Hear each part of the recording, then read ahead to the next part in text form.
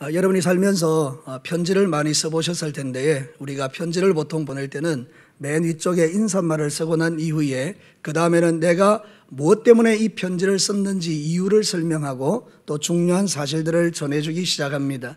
오늘 읽은 이 성경 본문은 고린도 전서인데요, 사도 바울이 고린도에 보냈던 첫 번째 편지라는 뜻입니다.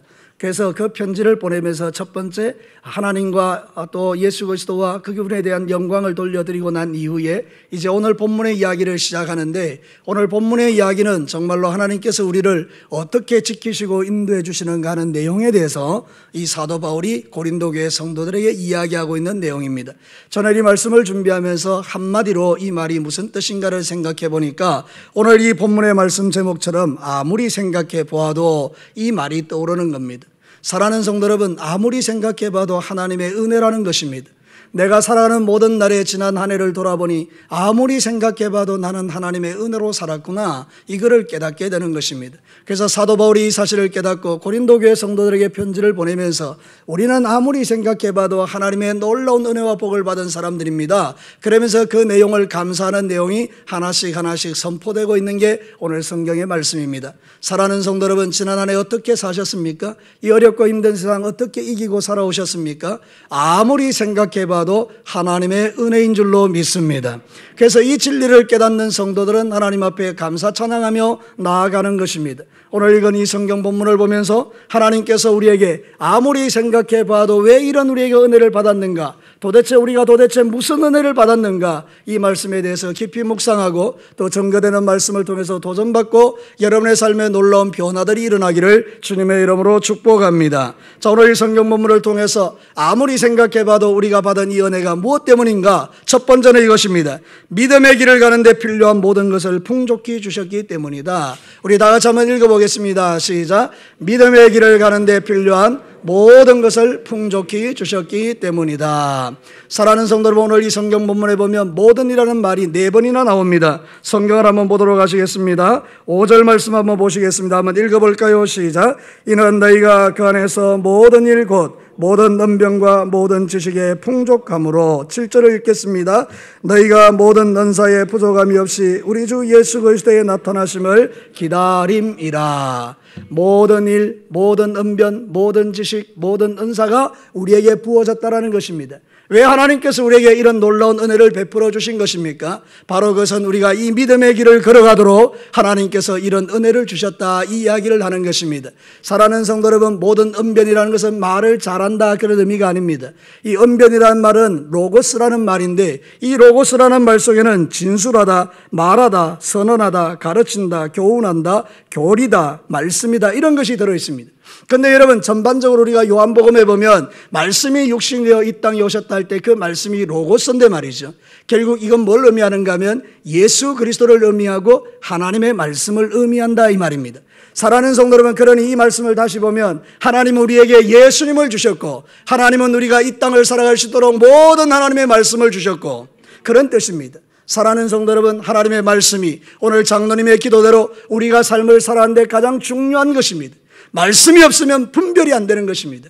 말씀이 없으면 헷갈리는 것입니다. 말씀이 없으면 넘어지는 것입니다. 그러나 하나님의 말씀이 우리 속에 있다면 우리는 어떤 어려움 속에도 넘어지지 않고 이 믿음의 길을 잘 걸어갈 수 있는데, 하나님은 여러분이 믿음의 길에서 떠나지 않도록 이 로고스, 이 언변, 이 하나님의 말씀을 저와 여러분에게 주셨다라는 것입니다. 사랑하는 성도 여러분, 지식은 뭘까요? 그노시스라고 합니다. 그노시스는 무슨 뜻인가 하면 하나님의 선포된 말씀이 내 삶에 실제로 체험돼서 내가 얻는 지식을 말하는 것입니다. 예수님은 여러분을 사랑하십니다. 이거는 지식입니다. 아, 예수님 나 사랑하는구나. 근데 내가 세상을 살다 보니까 정말로 모든 사람이 나를 다 떠나고 버리는데 예수님은 내 마음속에 기도할 때 아들아, 딸아, 내가 너를 사랑해, 이런 음성을 듣게 되는 것입니다. 그때 이것은 확실하게 내 삶의 체험으로 지식이 되는 것입니다. 사랑하는 성도 여러분, 그래서 하나님은 말씀을 통해서 우리에게 체험하게 하시고 체험된 것을 지식으로 만들어서 우리로 하여금 세상을 사는 날 동안에 풍족하게 이기며 살도록 도와주셨다, 그 말인 것입니다. 고린도 교회 성도들에게 주신 하나님의 축복이 이것입니다. 모든 언변, 로고스, 모든 지식, 그노시스, 모든 은사까지 더하여 주셔서 그들이 믿음 생활하는데 부족함이 없도록 인도해 주셨다. 이 이야기를 지금 하는 것입니다.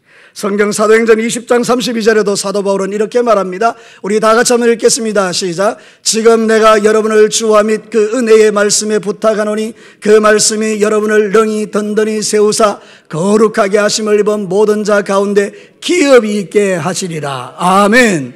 무엇이 우리를 든든하게 세운다는 거예요? 하나님의 말씀이. 무엇이 우리를 기업이 있게 한다는 거예요? 하나님의 말씀이. 그러니까 이 하나님의 말씀을 우리에게 주신 것은 축복입니다. 지금 여기 앉아서 여러분들이 세상 이야기 듣는 게 아니고 하나님의 생명의 말씀을 듣고 있는 게 축복입니다. 그 말씀이 나를 살게 하시기 때문입니다. 하나님의 말씀을 실제로 체험하면요, 저와 여러분이 이 땅의 삶을 살 때요, 풍랑이 일어나도요, 어려운 일이 일어나도요, 환란이 일어나도요, 그 가운데서도 하나님을 찬송하게 되어 있습니다. 이번에 우리 집사님 한 분이 고속도로를 달리다가 엄청나게 큰 사고를 만났습니다. 그냥 차를 폐차시킬 정도로 사람들이 나와서 와, 저 큰일 났다. 저 안에 있는 사람들은 정말 끔찍한 일을 당했구나. 그런데 툴툴 들고 나오는 거예요. 약간만 손상을 입었어요. 사람들마다 다 이야기하는 거, 어떻게 이런 일이 가능한가? 우리 집사님은 입으로 늘 고백하는 게 그거래요. 하나님이 나를 살리셨습니다. 감사합니다. 하나님 나 살리셨습니다. 여러분, 알고 있는 하나님의 말씀이 사건과 사고를 통하여 원망과 불평으로 가지 않고 감사와 찬양으로 가며 자기의 삶 속에 분명한 지식이 되어졌던 거죠. 사랑하는 성도 여러분, 하나님은 이렇게 우리에게 역사하십니다. 하나님의 택하지 않은 자들은 사건이나 사고를 만나면 주님을 떠납니다. 그런데 여러분, 하나님이 택한 사람은 그런 모든 일을 통해서 하나님을 경험하게 하시는 겁니다. 사랑하는 성도 여러분, 하나님의 말씀이 지식이 되는 사람들은 어떤 어려움이 있어도 주님을 떠나지 않는 것 아시지요? 그래서 하나님은 우리에게 그런 것들을 경험하게 하시는 것입니다. 고린도후서 8장 7절의 말씀도 동일하게 이야기하는데 같이 한번 읽겠습니다. 시작. 오직 너희는 믿음과 말과 지식과 모든 간절함과 우리를 사랑하시는 이 모든 일에 풍성한 것 같이 이 은혜에도 풍성하게 할지니라.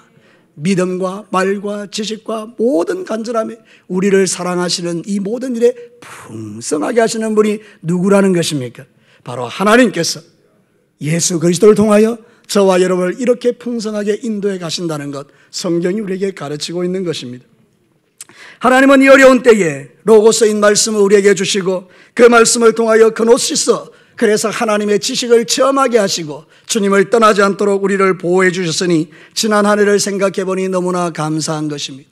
고린도 교회도 그렇게 역사하셨거니와 너무나 연약하고 부족하여 우리가 가지고 있는 이 세상적인 욕심 때문에 하나님을 사랑하는 것보다 세상 사랑하기를 더 좋아하는 우리들이 하나님을 떠나지 않고 이 자리에 있는 것은 하나님께서 이 은혜를 저와 여러분에게 베풀어 주셨기 때문인 줄로 믿습니다.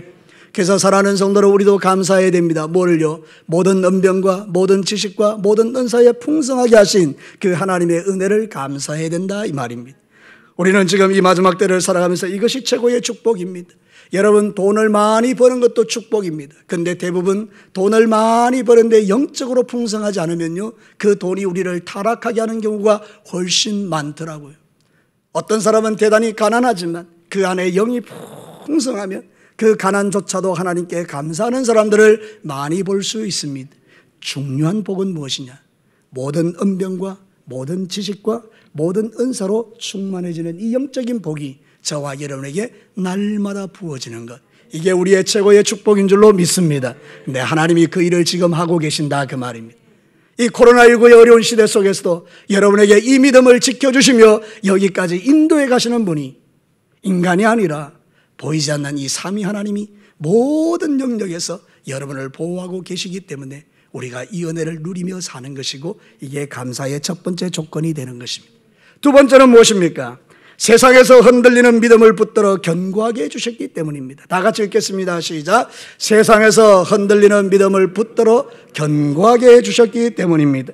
우리 6절 말씀 한번 읽겠습니다. 시작. 그리스도의 정교가 너희 중에 견고하게 되어. 8절 한번 읽겠습니다. 시작. 주께서 너희를 우리 주 예수 그리스도의 날에 책망할 것이 없는 자로 끝까지 견고하게 하시리라. 여러분, 말씀을 주의 깊게 듣는 분들은 이제 여러분들이 제가 설교하는 이야기를 들으면서 아마 짐작이 되실 거예요. 왜 이 이야기를 하는가? 여러분에게 반복되고 있는 단어가 하나 있죠. 그게 뭡니까? 견고하게라는 거예요. 견고하게. 사랑하는 성도 여러분, 우리에게 하나님의 말씀을 주세요. 우리에게 지식을 주세요. 근데 왜 그렇게 하시는 겁니까? 이유는 딱 한 가지입니다. 우리를 뭐하게 하기 위하여? 견고하게 하기 위하여. 아니, 흔들리지 않는 세상이라면, 아무 걱정이 없는 세상이라면 견고하게 할 필요가 1도 없습니다. 그냥 놔두면 되는 건데요. 왜 우리를 견고하게 하십니까? 세상이 만만치 않다 이 말입니다. 그러니 하나님께서 저와 여러분이 믿음에서 떠나지 않도록 우리를 견고하게 해주시는 이 은혜를 우리에게 베풀어 주시니 감사하다 그 말입니다. 여러분, 고린도 교회가 얼마나 문제 많은 교회입니까? 엄청난 많은 문제를 갖고 있었습니다. 그러나 여러분, 하나님은 고린도 교회를 버리지 않으셨습니다. 우리도 우리 자신을 생각해 보면 너무나 많은 문제 가운데 있는 사람들이에요. 저와 여러분도 딱 깨놓고 생각해 보면 우리 안에 너무나 많은 엄청난 죄들이 우리에게 쏟아질 수 있는 더러운 인간들이에요. 분초마다 생각하는 게 악하고 이런 인생들이에요. 근데 여러분, 우리를 하나님은 버리지 않으십니다. 오히려 우리를 견고하게 만들어주시는 줄로 믿습니다. 지난 1년 동안 우리는 상상할 수 없는 어려운 일들을 겪었습니다. 교회는 이런 일이 일어날 거라고 1도 생각해 본 적 없습니다. 죄송스럽습니다만은 목사인 나도 이런 일이 일어날 거라고는 꿈에도 생각한 적이 없습니다. 어떻게 교회의 예배가 국가 권력에 의해서 통제가 되고 인원의 숫자가 정해지고 이런 일들이 있을 수 있냐 말이죠. 여러분, 국가 공무원이 와서 인원을 체크하고 그리고 여러 가지 사진을 찍고 그리고 가서 위에 보고를 하고 행정명령으로 뭐 벌금을 때린다 이런 이야기를 하는 이런 일들이 우리에게 있을 거라고 생각해 보셨습니까? 근데 여러분, 이런 일들은 일어나는 것입니다. 우리가 몰랐기 때문입니다. 실제로 세상을 살아가면서 이보다 더한 일들이 앞으로 펼쳐질 가능성들이 높습니다. 그래도 우리가 걱정하지 않는 것 한 가지 있습니다. 이런 엄청난 파도 속에도 결코 우리가 떠내려가지 않는다라는 것입니다. 이유가 무엇입니까? 주께서 우리를 어떻게 해주시기 때문에? 견고하게 해주시기 때문에. 할렐루야. 이거를 여러분 믿게 되기를 주의 이름으로 축복합니다. 견고하게라는 뜻은 뭔가 하면 배바이오가 무슨 뜻인가 하면 이런 뜻이에요. 확고하게 하다, 확립하다, 강화시키다. 여러분, 내가 어려운 일을 당하면요, 하나님은 나를 딱 붙들어서 견고하게 해주십니다. 저는 아이를 키울 때 말이죠, 아이가 정말로 이 자동차가 있는데 뛰어들어가지 않습니까? 그럼 달려가서 아이를 꽉 붙듭니다. 왜 그렇습니까? 여러분, 그 아이가 그 차로부터 다치지 않도록 보호하는 아버지의 사랑입니다. 그거 가지마 말로만 하면요, 아이는 뛰어들어가는 겁니다. 엄청난 일을 당하는 거죠. 근데 가서 꽉 안아주면 그 모든 상황에서도 안전한 거예요. 여러분, 하나님은 지금 저와 여러분들이 이 어려운 시대 속에서 뭘 하고 계십니까? 하나님 침묵하고 계십니까? 아닙니다. 하나님은 여러분을 꽉 끌어안고 계시는 줄로 믿습니다. 이게 우리가 세상을 살아가는 힘이라 이 말입니다. 여러분, 이 말은 히브리어로 쿰이라는 말입니다. 쿰. 여러분, 쿰이 뭔가 하면 일으키다라는 말인데요, 죽음 가운데 살리는 것을 쿰이라고 그래요. 예수님께서 야이로의 딸이 죽어버렸습니다. 가서 이렇게 말했습니다. 달리다 쿰, 소녀야 내게 말하노니 일어나라. 그 말은 뭔가 하면 단순히 잠에서 깨어나라 그런 뜻이 아니고 네가 죽음에서 생명으로 일어나라 이런 뜻인 거예요. 사랑하는 성도 여러분, 지금 이 시간에 여러분 졸지 마시고 자지 마시고 쿰하시기를 바라요. 일어나시기를 바라요. 여러분의 영혼이 깨어나시기를 바라요. 하나님은 저와 여러분의 영혼을 깨워 일으켜 하나님의 말씀대로 살도록 인도해 가시는 분이라 그 말입니다. 여러분, 그래서 우리는 이 마지막 시대에 우리의 위로가 뭐냐? 세상이 아무리 환난으로 가득 차도 하나님이 나를 꼭 끌어안고 계신다. 일으켜주시고 확립시켜주시고 붙들어주시는 이 은혜 때문에 우리가 지금 살아가고 있는 것입니다. 여러분, 7절의 말씀에 보면 너희가 모든 은사에 부족함이 없이 우리 주 예수 그리스도의 나타나심을 어떻게 한다고요? 기다려. 여러분, 하나님이 붙들어주시면요, 내 안에 어떤 일이 일어나는가 하면요, 주님 오실 날을 사모하게 됩니다. 예수님 어서 오십시오. 이 험한 세상 속에서 나는 주님 바라보고 삽니다. 여러분, 지금 사라지는 믿음이 재림에 대한 신앙인데요, 여러분, 진짜 믿음을 가진 사람들은요, 재림의 신앙이 확고해지셔야 합니다. 주님 언제 오실는지 알 수 없지만 주님, 나는 주님이 오심을 기다립니다. 재림 신앙으로 무장된 성도가 진짜 신앙인입니다. 사랑하는 성도 여러분, 우리 예수님 다시 오십니다.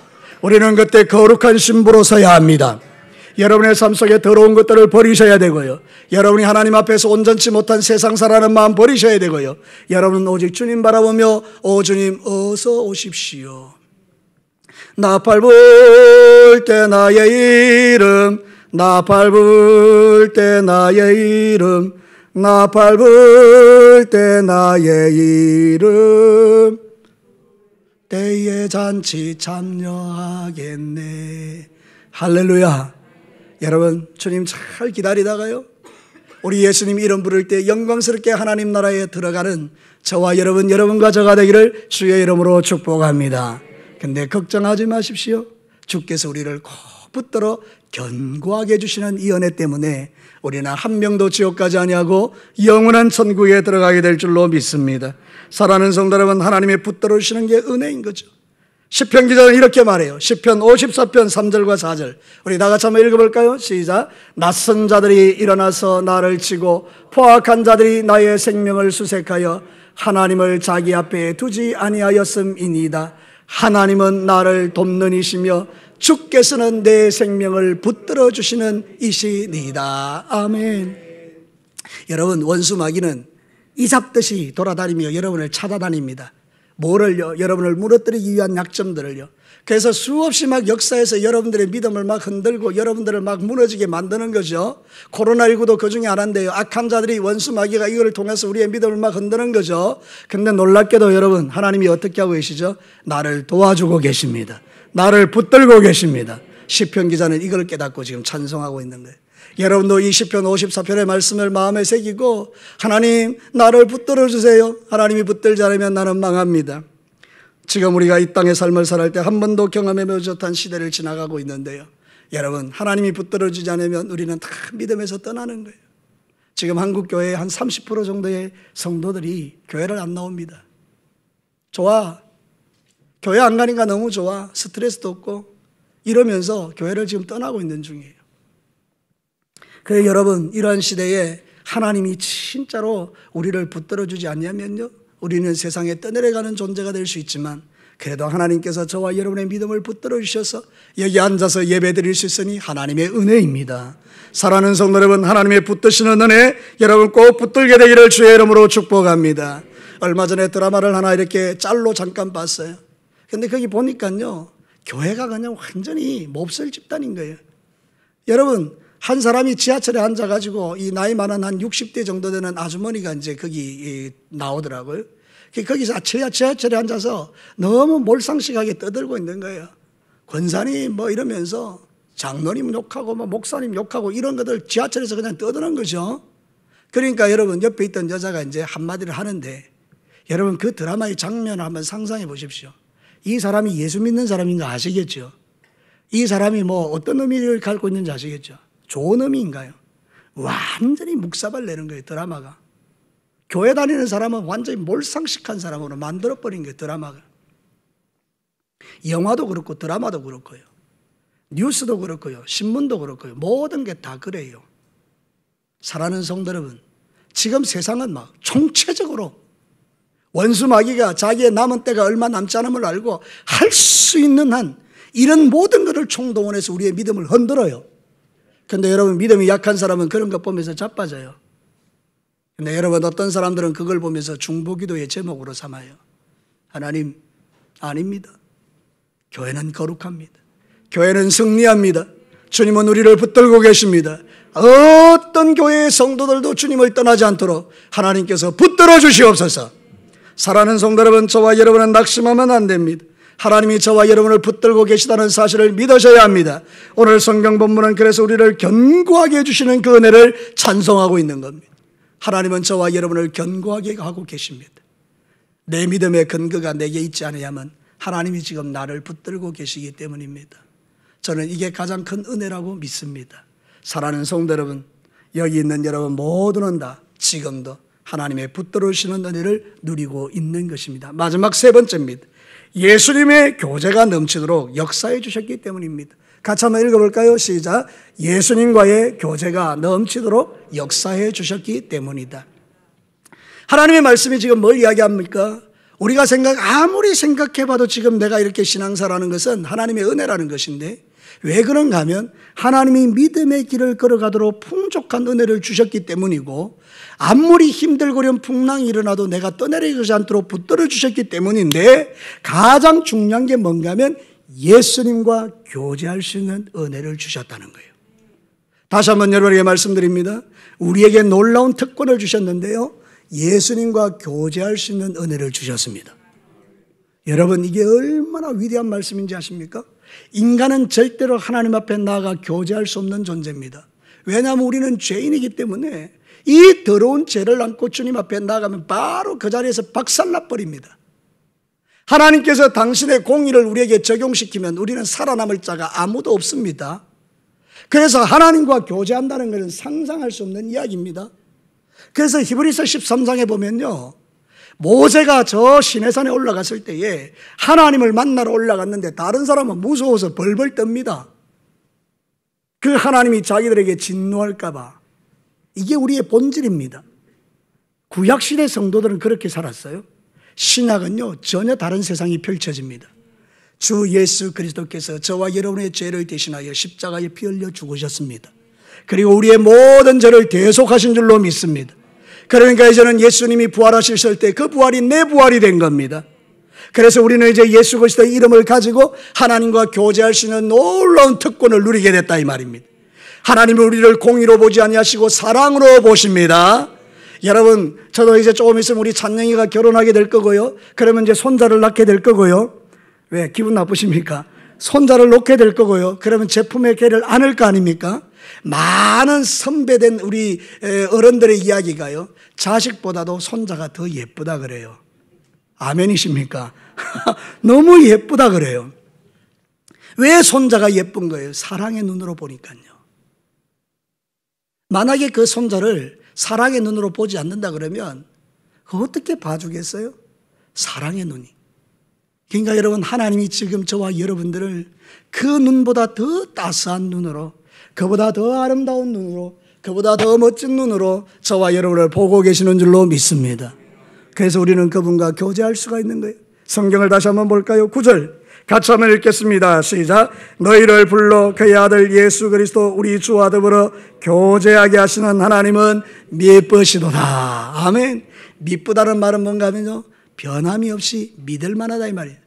하나님은 예수님과 교제하게 해놓고 우리가 죄 짓는다고 너 교제하지 마 이러는 분이 아니고, 내가 힘들고 어렵고 죄 짓고 연약할수록 더 하나님 앞에 가까이 오기를 원하세요. 여러분, 이거 아십니까?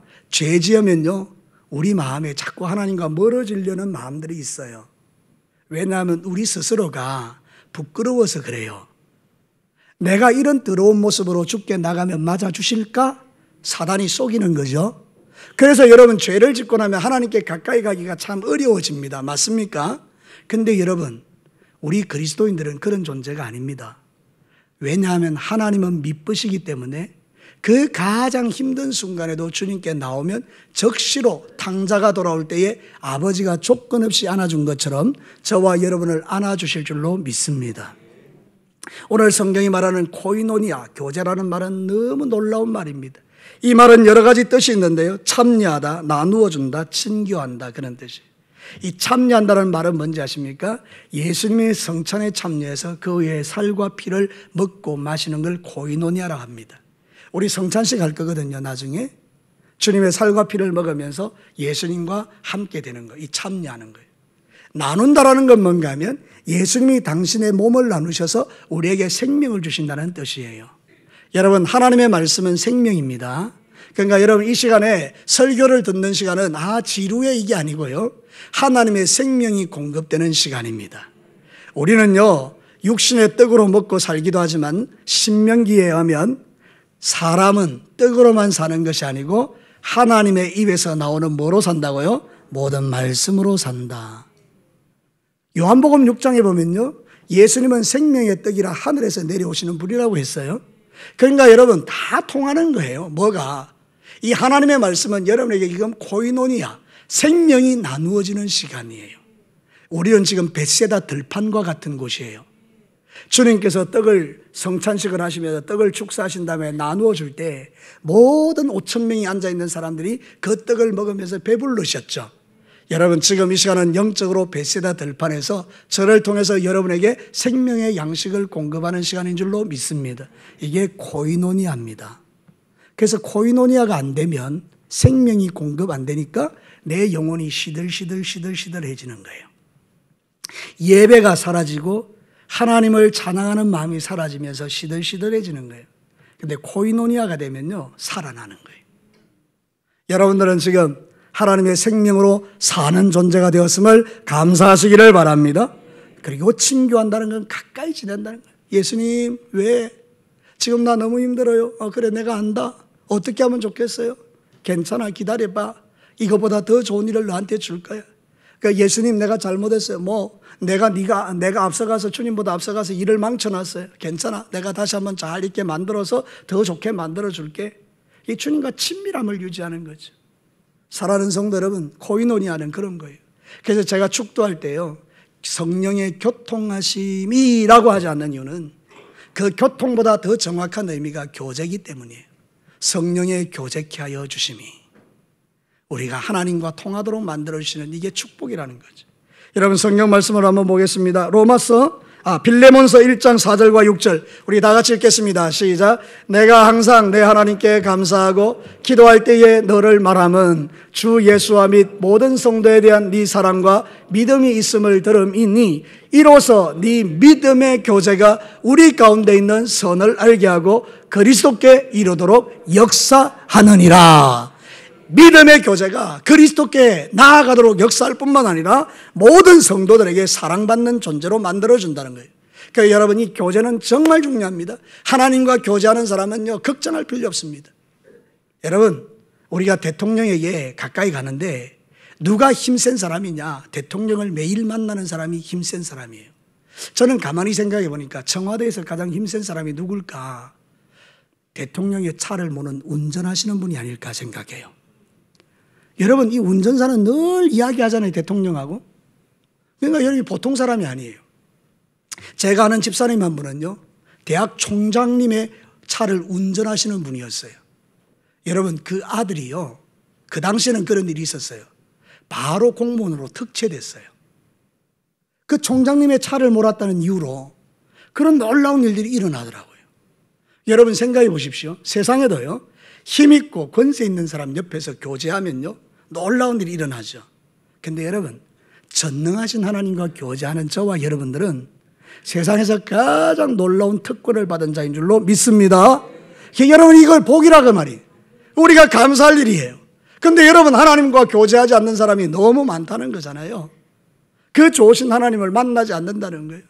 일주일에 그저 한 번만 교회 오시고 매일의 삶 속에서 주님과 교제를 놓치면 우리가 풍성한 삶을 누릴 수가 없다는 거죠.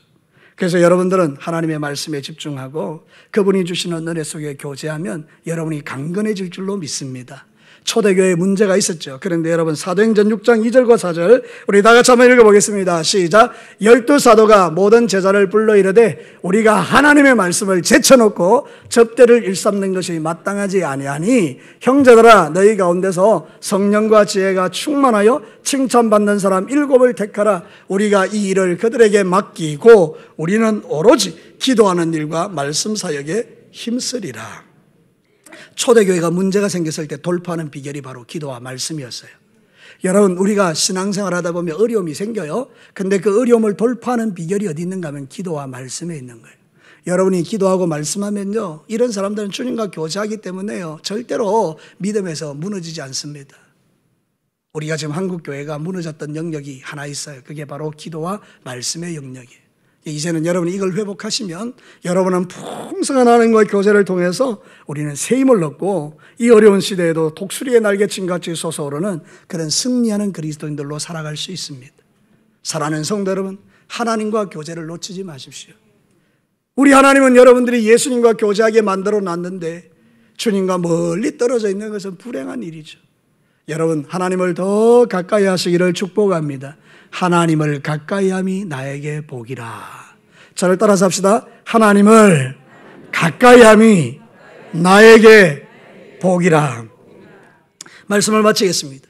처음 시작할 때 제가 이 하나님의 말씀을 선포하면서 이 말씀의 내용이 아무리 생각해 봐도 너무 감사하다는 거예요. 왜요?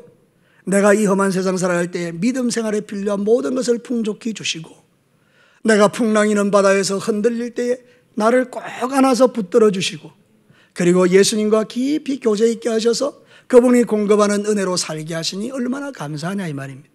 그래서 여러분 주님 오시는 그날까지 우리 예수님 다시 오실 때 여러분의 믿음은 더 견고해지고 더 풍성해지고 더 넉넉해지고 더 아름다워지고 그렇게 살아가시기를 주의 이름으로 축복합니다.